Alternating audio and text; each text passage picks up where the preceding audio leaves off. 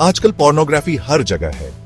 Online मिलना बहुत आसान है और बहुत लोग इसे देखते हैं। लाखों लोग रोज देखते हैं। स्टैटिस्टिक्स बताते हैं कि इंटरनेट सर्चेस का बड़ा परसेंटेज पोर्नोग्राफी से रिलेटेड होता है। इस आसान एक्सेस ने $1 बिलियन इंडस्ट्री को जन्म दिया है। पोर्नोग्राफी का इतना ज्यादा फैलाव एक सीरियस कंसर्न है। इसका इंपैक्ट समझने के लिए इसका हिस्ट्री और एवोल्यूशन समझना जरूरी है। पोर्नोग्राफी सदियों से मौजूद है। पुराने चित्रों से लेकर मॉडर्न वीडियोस तक टेक्नोलॉजी के साथ ये भी बदलता गया है। प्रिंटिंग प्रेस और बाद में इंटरनेट ने इसे आसानी से अवेलेबल बना दिया। आजकल अनगिनत वेबसाइट्स और प्लेटफॉर्म्स पोर्नोग्राफिक कंटेंट ऑफर करते हैं।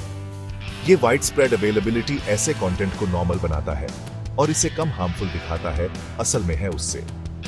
रोज कंज्यूम होने वाले पोर्नोग्राफी का वॉल्यूम चौंकाने वाला है। स्टडीज बताते हैं कि इंटरनेट ट्रैफिक का एक सिग्निफिकेंट पोर्शन पोर्नोग्राफिक वेबसाइट्स की तरफ जाता है। ये एक बड़े सोसाइटल इशू की ओर इशारा करता है जिसे एड्रेस करने की जरूरत है। पोर्नोग्राफी का नॉर्मलाइजेशन और एक्सेप्टेंस इसके कंटिन्यूअस कंजम्पशन को बढ़ावा देता है। इंटरनेट का इजी एक्सेस और एनोनिमिटी ने पोर्नोग्राफी इंडस्ट्री के ग्रोथ को बढ़ाया है।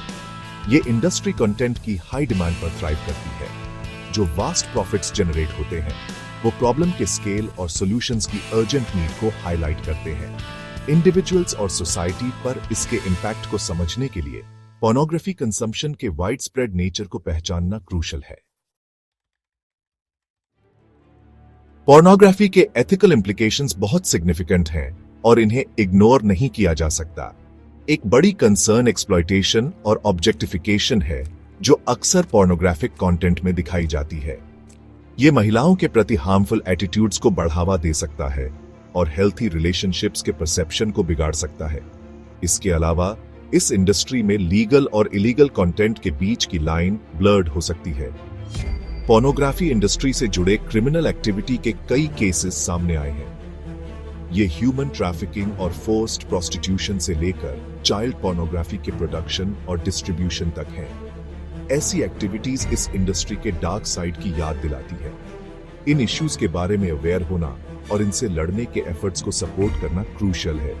इंटरनेट का एनोनिमिटी लोगों के लिए illegal content including child pornography access और शेयर करना आसान बनाता है। लॉ इन्फोर्समेंट एजेंसीज को परपेट्रेटर्स को ट्रैक करने और उन्हें जस्टिस के कटघरे में लाने में चैलेंजेस का सामना करना पड़ता है। इंडस्ट्री के भीतर इन क्रिमिनल एलिमेंट्स के खिलाफ लड़ाई के लिए कांस्टेंट विजिलेंस और इंटरनेशनल कोऑपरेशन की जरूरत है। पोर्नोग्राफी इंडस्ट्री के एथिकल और क्रिमिनल एस्पेक्ट्स को इसके कंटेंट से अलग नहीं किया जा सकता। एक्सप्लॉयटेशन और अब्यूज जो अक्सर बिहाइंड द सीन्स होते हैं वो एक सीरियस कंसर्न है। इन इश्यूज के बारे में अवेयर होना और इनसे लड़ने वाली ऑर्गेनाइजेशंस को सपोर्ट करना एसेंशियल है। एथिकल ऑल्टरनेटिव्स चुनना और स्ट्रिक्टर रेगुलेशंस के लिए एडवोकेट करना एक सेफर ऑनलाइन एनवायरनमेंट बनाने में मदद कर सकता है। पोर्नोग्राफी कंजम्पशन से ब्रेन में डोपामीन रिलीज होता है, जैसे कि अदर एडिक्टिव सब्सटेंसेस में। डोपामीन एक न्यूरोट्रांसमीटर है जो प्लेजर और रिवॉर्ड से जुड़ा होता है। समय के साथ ब्रेन इस डोपामीन रश का आदी हो सकता है, जिससे टॉलरेंस बढ़ती है। इसका मतलब है कि इंडिविजुअल्स वही स्टिमुलेशन पाने के लिए और एक्सट्रीम या फ्रीक्वेंट पोर्नोग्राफी ढूंढ सकते हैं। ये साइकिल अल्टीमेटली एडिक्शन की तरफ ले जा सकता है, जो लाइफ के कई एस्पेक्ट्स को नेगेटिवली इंपैक्ट करता है। पोर्नोग्राफी की एडिक्शन में अदर बिहेवियरल एडिक्शंस जैसे गैम्बलिंग या गेमिंग जैसी सिमिलैरिटीज होती है। इंडिविजुअल्स क्रेविंग्स, विथड्रॉल सिम्टम्स और अपने कंजम्पशन पर कंट्रोल खोने का एक्सपीरियंस कर सकते हैं। इससे शेम, गिल्ट और आइसोलेशन की फीलिंग्स आ सकती है। ये याद रखना इंपॉर्टेंट है कि एडिक्शन कमजोरी की निशानी नहीं है और मदद मांगना स्ट्रेंथ की निशानी है। पोर्नोग्राफी एडिक्शन से जुड़े न्यूरोलॉजिकल चेंजेस का इंडिविजुअल की लाइफ पर गहरा असर पड़ सकता है। रिलेशनशिप्स, वर्क और ओवरऑल वेलबीइंग नेगेटिवली इंपैक्ट हो सकते हैं। डोपामीन स्टिमुलेशन की कांस्टेंट परस्यूट लाइफ के अदर इंपॉर्टेंट एस्पेक्ट्स पर भारी पड़ सकती है। एडिक्शन के साइंस को पहचानना और प्रोफेशनल हेल्प लेना इस साइकिल से बाहर निकलने के लिए क्रूशियल है। पोर्नोग्राफी एडिक्शन के लिए इफेक्टिव ट्रीटमेंट्स अवेलेबल हैं, इंक्लूडिंग थेरेपी और support groups. Cognitive behavioural therapy, उदाहरण के लिए इंडिविजुअल्स को एडिक्शन से जुड़े नेगेटिव थॉट पैटर्न्स और बिहेवियर्स को आइडेंटिफाई और चेंज करने में मदद कर सकती है। सपोर्ट ग्रुप्स इंडिविजुअल्स को अपने एक्सपीरियंसेस शेयर करने और रिकवरी के जर्नी में एक दूसरे को सपोर्ट करने के लिए एक सेफ और अंडरस्टैंडिंग एनवायरनमेंट प्रोवाइड करते हैं। पोर्नोग्राफी एडिक्शन से मुक्त होना चैलेंजिंग है, लेकिन अचीवेबल है।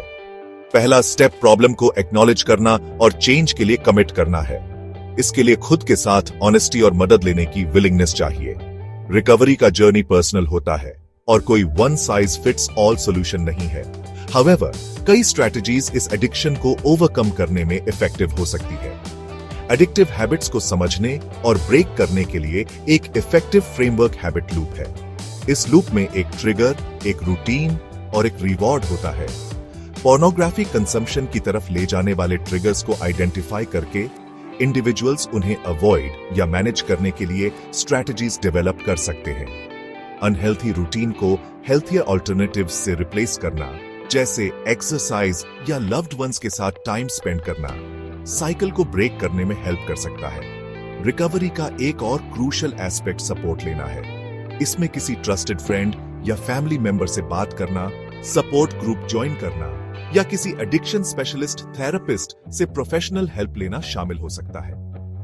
सपोर्ट सिस्टम होने से रिकवरी प्रोसेस में इंकरेजमेंट, अकाउंटेबिलिटी और गाइडेंस मिल सकती है। ये याद रखना इंपॉर्टेंट है कि सेटबैक्स रिकवरी का एक नॉर्मल पार्ट है। अगर आप रिलैप्स करते हैं तो गिव अप मत कीजिए। इसकी बजाय इसे एक लर्निंग अपॉर्चुनिटी की तरह देखिए। एनालाइज कीजिए कि रिलैप्स का ट्रिगर क्या था और फ्यूचर में आप उन ट्रिगर्स को बेटर तरीके से कैसे मैनेज कर सकते हैं। रिकवरी एक जर्नी है, डेस्टिनेशन नहीं, और हेल्थियर लाइफ की तरफ उठाया गया हर स्टेप एक विक्ट्री है।